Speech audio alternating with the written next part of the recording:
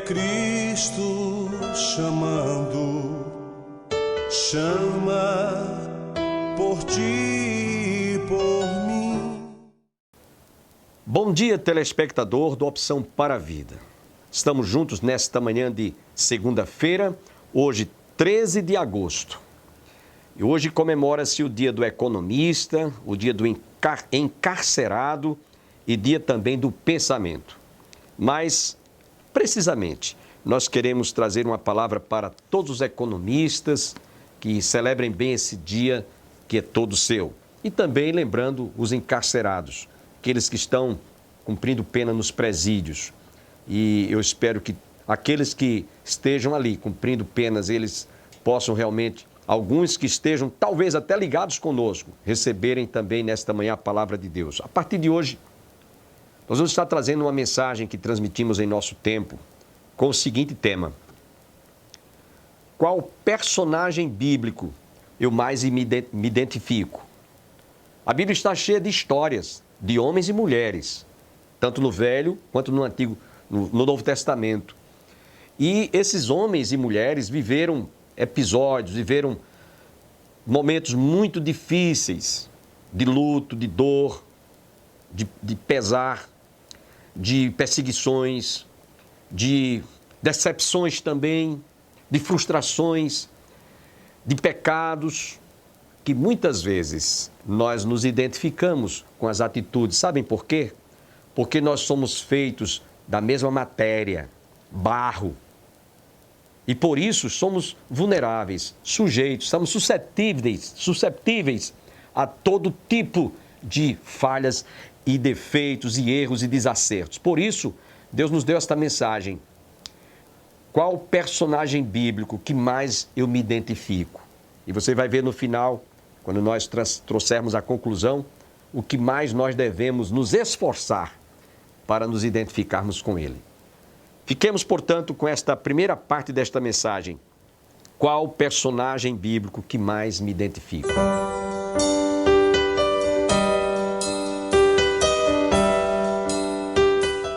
Qual personagem bíblico que mais me identifico? Eu estava pensando nessa mensagem que Deus me deu, baseado lá em 1 Coríntios 11:1, e essa mensagem eu vou pregar, vou dividir em duas noites. Vou pregar hoje a primeira parte. Vou pregar a segunda, de hoje a 15, porque de hoje a 8 dias eu estou em Tavares, mas de hoje a 15 eu vou voltar a falar sobre esse tema, porque não dá para a gente esgotar esse assunto. Isso aqui mexeu muito comigo, enquanto eu estava meditando e preparando essa mensagem. Isso aqui mexeu com a minha vida.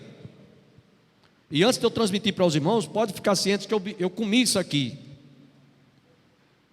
Eu comi isso aqui. Eu quero dizer para os irmãos também que de Gênesis a Apocalipse, você vai encontrar,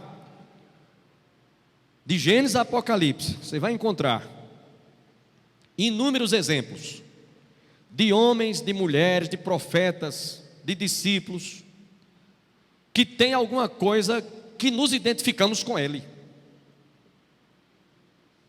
Muita gente mesmo, no Velho e no Novo Testamento, muito comuns e inerentes à nossa maneira de viver, quanto ao comportamento, às vezes moral, quanto ao comportamento espiritual, quanto ao comportamento familiar, conjugal, relacionamento interpessoal. Você e eu estamos enquadrados aqui. E tem mais uma coisa, eu quero dizer para os irmãos que muitas dessas histórias que estão registradas no Velho e no Novo Testamento ficaram registradas para que nós pudéssemos ver que nós estamos também sujeitos e vulneráveis a termos a praticarmos os mesmos problemas, os mesmos pecados, ou até mesmo as mesmas fraquezas. Não somos melhores do que nenhum desses personagens, não somos melhores do que Abraão, como nós vamos ver, não somos melhores do que Davi, não somos melhores do que Isaac, nem Jacó, nem ninguém. Nós somos pessoas feitas de barro. E como somos feitos de barro, somos feitos da mesma matéria, do mesmo material. Então somos sujeitos. Ninguém aqui pode dizer, não, isso aí não vai me atingir. Então esses personagens ficaram registrados para mostrar que alguns deles, diante de certas circunstâncias, de alguns obstáculos, de alguns problemas de relacionamento interpessoais, eles usaram de um expediente, que eu vou falar muito sobre isso hoje. Eles usaram certos disfarces. Eles se disfarçaram. Disfarces esses que não convinham com a realidade daquilo que eles eram, ou daquilo que eles faziam, daquilo que eles disseram, afirmaram. Isso pode acontecer com qualquer um de nós. E no final nós vamos fazer uma aplicação desse texto que está lá em 1 Coríntios. E eu vou ler para vocês como eu vou aplicar esse versículo no final de tudo. Eu quero só que você repita comigo essa frase: sede meus imitadores, como também eu sou de Cristo. Vamos dizer comigo? Sede meus imitadores, como também eu sou de Cristo. Eu vou trabalhar em cima disso, mas no final dessa mensagem, não hoje, não agora, digo. Mas vamos ver esses personagens, porque eles estão registrados na Bíblia. No Velho Testamento nós vamos citar 8 deles, no Novo Testamento vamos citar apenas 2. E quando eu falo de disfarce, meus irmãos, estou me referindo a atitudes que não passam de fingimento. Disfarçar-se no sentido de ocultar, alterar, para evitar ser reconhecido. Vestir-se de modo diferente para ocultar a identidade do indivíduo. É isso que nós vamos estar mostrando aqui. E o primeiro deles, que nós vamos ver nesta noite, foi o velho e conhecido patriarca chamado Abraão. Esse homem, por 2 vezes, chamou a sua esposa e disse para ele, primeiro quando ele estava indo, Deus o havia chamado lá, sair de Ur dos Caldeus e disse: olha, vai para uma terra que eu te mostrarei. Ele não sabia para que destino era. Ele foi peregrino por muito tempo. Ele foi nômade por muitos anos. E a primeira cidade que ele chegou foi o Egito. E quando ele chegou na cidade de Gerar, ele sabia que os homens daquela cidade de Gerar eram homens que podiam cobiçar a sua mulher, porque ela era uma mulher bonita. A esposa de Abraão era uma mulher bela e bem feita. Era uma mulher bonita e bem feita. A Bíblia diz isso, vocês podem conferir depois em Gênesis capítulo 12, versículos 11 a 20. Seria bom até a gente ver porque Abraão chamou a mulher dele e combinou para que ele então tomasse essa atitude que eu estou dizendo para vocês, a fim de que fique bem claro isso. Quando ele chegou no Egito, na cidade de Gerar, Abimeleque, disse para ele, capítulo 12, versículos 11 a 20. E aconteceu que chegando ele para entrar no Egito, disse a Sarai, sua mulher: ora, bem sei que és mulher formosa à vista, e será quando os egípcios te virem, dirão: esta é sua mulher, e matar-me-ão, a mim e a ti te guardarão com vida. Então diga que é minha irmã, para que eu não seja morto e eles te possuam. Então diz a palavra de Deus aqui no texto, na continuidade, que aconteceu que entrando Abraão no Egito, viram os egípcios a mulher que era muito formosa, e viram-na os príncipes de Faraó, e gabaram-na diante de Faraó, e foi a mulher tomada para a casa de Faraó, e fez bem a Abraão por amor dela. E ele teve ovelhas e vacas e jumentas, e servos e servas, jumentas e camelos. Feriu, porém, o Senhor a Faraó com grandes pragas, e a sua casa, por causa de Sarai, mulher de Abraão. Que até então ele estava crendo que aquela mulher se tratava da irmã de Abraão e não esposa. Porém, o Senhor feriu a Faraó diante daquele desejo. E diz o texto que ele chamou Abraão e disse: que é isto que me fizeste? Porque não me disseste que era ela tua mulher? Porque disseste: é minha irmã? de maneira que a houvera tomado por minha mulher. Agora, pois, eis aqui tua mulher, toma e vai-te. Eu ouvi uma vez um dos pastores, numa conferência do Ministério da Chamada da Meia-Noite, dizer que Abraão se arriscou muito quando ele chamou Sara e fez essa proposta, porque se Faraó tivesse deitado com Sarai e tivesse coabitado com ela, a promessa que Deus tinha feito teria saído pelo ralo, não teria se cumprido. Ele se arriscou muito. Ele fez isso, portanto, ele fingiu ser irmão dela, sendo marido. Então, quando ele chegou, Deus o repreendeu, salvou, livrou de que aquilo não tivesse acontecido. No Egito, ele fez isso. Quando ele chegou em Gerar, novamente, no capítulo 20, verso 4 a 13, Abimeleque, ele chegou lá também e disse: olha, diga que você é minha irmã, que você não é minha esposa, para que os homens dessa cidade, desta terra, não tentem tomá-la como mulher e me matem. Só que aí levaram Sara para a casa de Abimeleque, e quando ela chegou lá, ele teve um sonho, enquanto dormia, que aquela mulher, que ele estava com ela para tomá-la ou desposá-la, ela era a mulher de Abraão. E ele chamou Abraão. Nós vemos isso no capítulo 20 de Gênesis, versos 4 a 13. Repreendeu a ele e disse: você não devia ter feito isso, porque eu temo a Deus. Eu temo a Deus. Deu uma lição repreensiva a Abraão, porque ele novamente fingiu que Sara era sua irmã e não esposa. Agora, irmãos, pasmem, isso foi a primeira experiência que nós estamos citando de um homem que fingiu. Ele não correspondeu à veracidade de que realmente deveria tratar quando chegou tanto no Egito quanto quando chegou em Gerar, e principalmente na casa de Faraó e agora na casa de Abimeleque.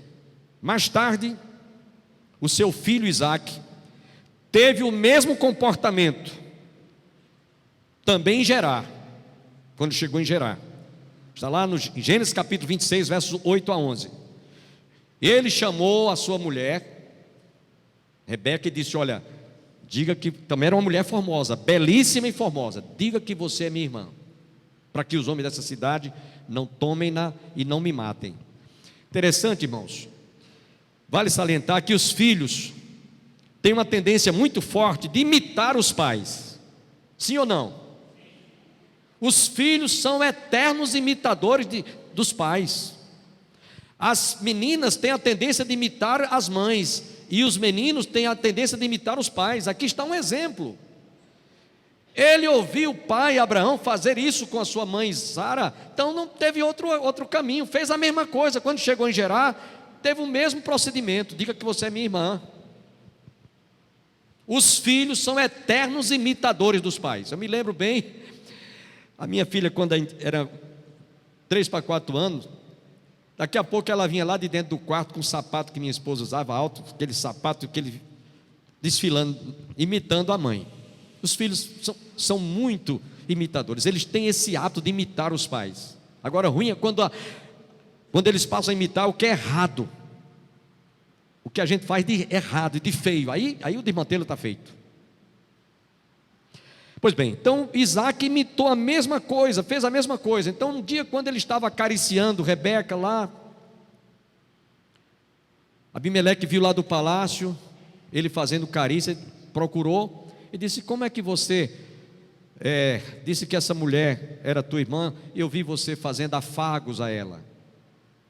Aí ele abriu o coração e disse: realmente ela é minha irmã, eu fiz isso para que não fosse morto e eu não ficasse sem a minha mulher, sem a minha esposa. Então observe, irmãos, que a gente tem esse hábito, a gente tem esse costume de imitar, principalmente os filhos. Nós vamos ver também um exemplo, estou só citando exemplos no Velho Testamento, de pessoas que fingiram e fizeram certas coisas erradas e deu tudo errado. Judá filho de Jacó. Veja bem, vai passando de pai para filho essas coisas. Judá, filho de Jacó. Jacó era, antes de ter um encontro com Deus, o seu nome tinha muitos significados, muitos substantivos: ladrão, enrolador, enganador, né, trapaceiro, tudo, está lá. Foi preciso mudar o nome de ser chamado de Jacó para Israel, depois daquela luta que ele teve lá no vale de Jaboque. Pois bem, Jacó teve um filho chamado Judá, e esse rapaz se enamorou da sua irmã Tamar. Está lá em Gênesis capítulo 38 também, tudo no livro de Gênesis, no livro da história, da genealogia, da história. E lá ele desejou essa sua irmã, desculpem, Judá e Tamar. É uma história, outra que eu quero falar. Depois eu vou falar sobre a experiência de Tamar, uma outra Tamar, mas essa história aqui que eu estou falando. Então, Jacó teve uma nora que fingiu-se ser prostituta, porque foi negada a ela o direito dela ter o marido depois que o seu casar com o irmão do seu irmão, depois que o marido morreu. Essa história está lá no livro de Gênesis. Judá teve 3 filhos: Onã e Selá. Era perverso, e esse rapaz, Deus tirou a vida dele, ele foi morto. De acordo com o que estava escrito lá em Deuteronômio capítulo 25, versos 5 e 6, quando uma mulher casada morria o marido, ela era para ser desposada pelo irmão do morto, para suscitar filhos ao morto. Inclusive chegaram para Jesus e disse: olha, mestre, essa mulher tinha um marido, morreu, ela casou com o segundo irmão, o terceiro morreu, o quarto morreu, o quinto morreu, os 6, 7 irmãos, todos morreram. Lá no céu, qual deles será o marido desta mulher? Vieram com essa pergunta para Jesus. Então Jesus disse: olha, lá não se casam nem se dão em casamentos, mas serão como anjos. Porque lá em Deuteronômio havia essa recomendação, para que quando alguém casasse, se morresse, a viúva era para casar com o irmão do falecido, se morresse assim sucessivamente. Então morreu, ela tinha que casar com Onã, casou com Onã, só que Onã, no momento em que estava tendo suas relações, na hora do fluxo, ele expelia para não gerar filhos, e isso foi maldição sobre a vida dele, e por isso Deus o matou.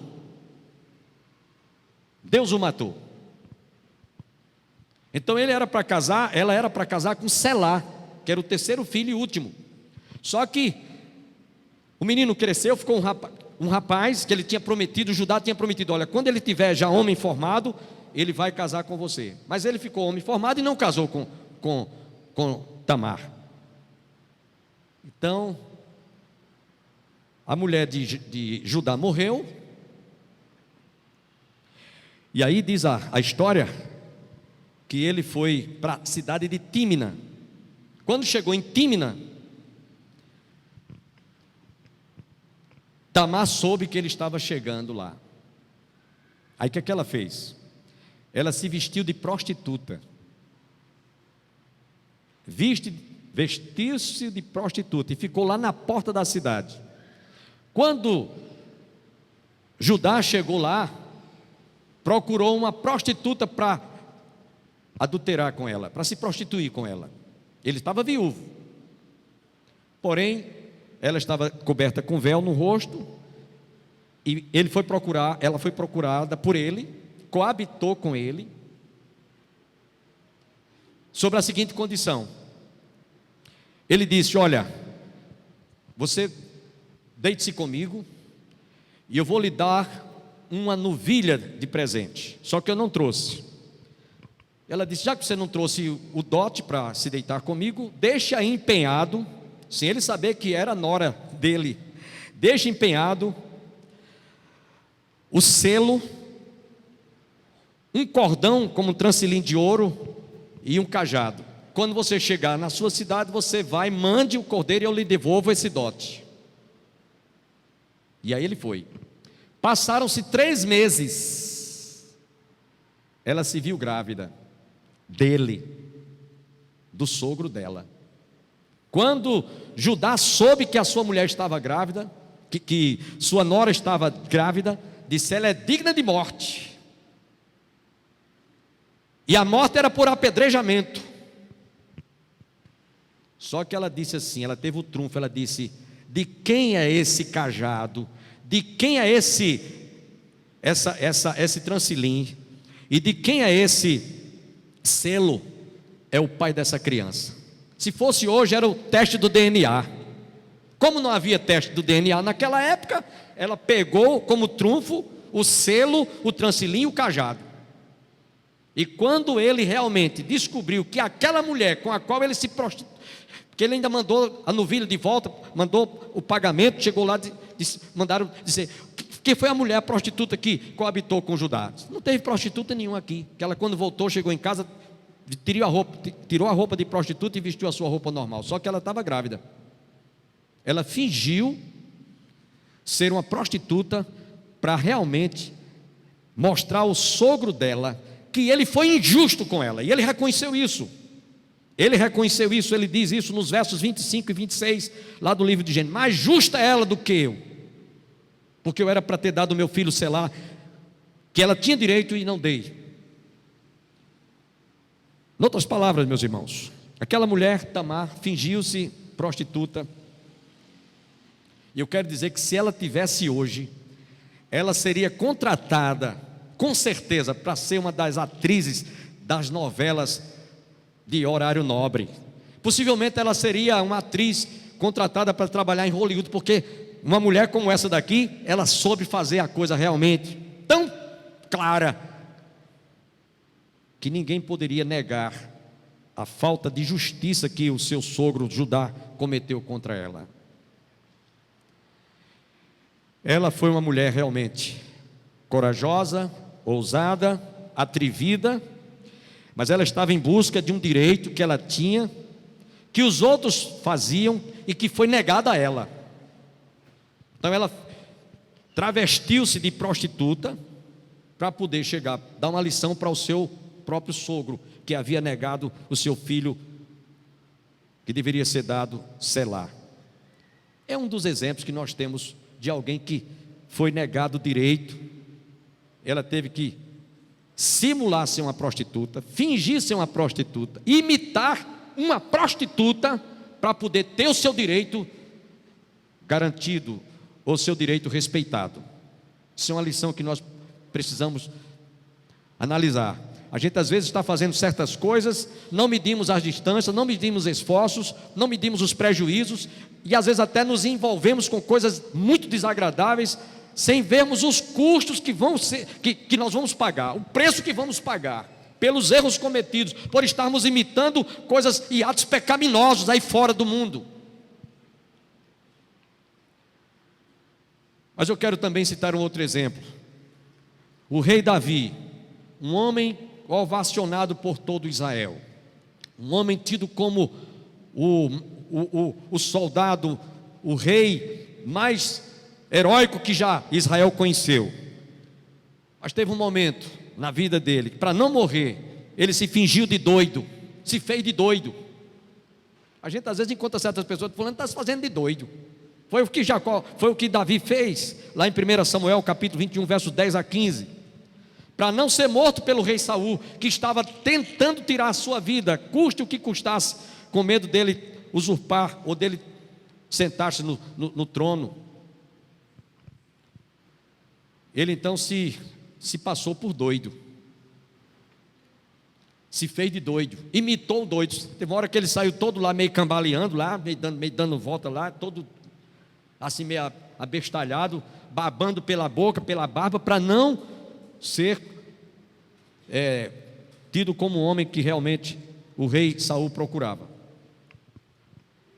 Mas eu tenho uma outra história também para citar, e aqui é Aminon e Tamar. Aminon, filho do rei Davi, que já também aprendera com os exemplos do seu pai Davi, muita coisa errada que ele viu seu pai fazer. Você veja que, aquela história que eu falei há pouco, nós somos eternos imitadores, os filhos costumam imitar os pais. Então, Aminon, filho de Davi, irmão de Tamar por parte de pai, não por parte de mãe.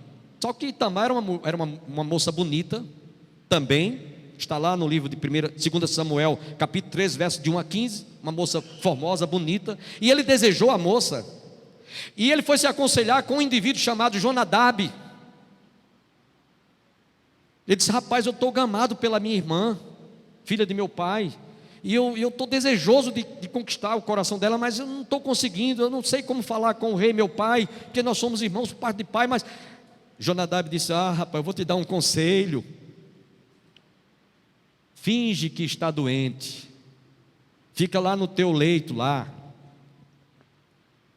dá uma que está precisando de atenção, de cuidados pela sua doença, e pede ao rei que mande Tamar ir lá, levar lá uma comida para você, e quando ela estiver lá, então você pede para que os servos saiam, só fique você e ela, então você força e deita com ela e acabou-se. E assim ele o fez. Tamar foi chamada pelo seu pai para: vai lá, seu irmão está doente, vai lá levar uma comida lá para ele. E ela foi,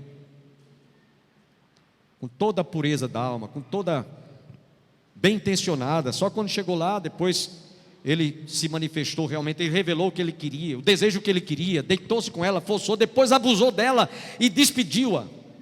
Passados 2 anos mais tarde, o seu irmão Absalão vingou aquele ato covarde de seu irmão Aminon, tirou a vida do seu irmão por vingar a atitude de ter estuprado a sua irmã. Isso tudo está na Bíblia, para mostrar que o homem é vulnerável às fraquezas, aos pecados, aos erros, mesmo tendo conhecimento do Deus que nós servimos, do Deus que nós conhecemos. Mas isso tudo acontece por falta de temor a Deus. O homem sem o temor a Deus, dizia um professor nosso em sala de aula, o homem sem o temor a Deus é capaz de praticar coisas inimagináveis. Você nem imagina o que o homem é capaz de fazer. Essa semana mesmo a gente viu uma adolescente com 14 anos ser assassinada. Diziam a princípio que era por engano, mas já se chegou aos autores do crime. Hoje se mata as pessoas, se esquarteja, bota dentro de um saco. Mães às vezes pegam um filho recém-nascido, joga dentro de uma lata de lixo. O homem sem o temor a Deus, repito, é capaz de praticar coisas inimagináveis, você nem imagina. Então Aminon ouviu seu pai praticar o crime e o adultério com Batseba. Naturalmente aquela história ficou na sua mente: nada mais, nada menos do que eu possuir minha irmã. Meu pai tirou a vida de um homem para viver com uma mulher. Os filhos imitam os pais. Eu agradeço a todos que estiveram conosco. Tenham todos um dia abençoado e até o nosso próximo programa, se Deus quiser.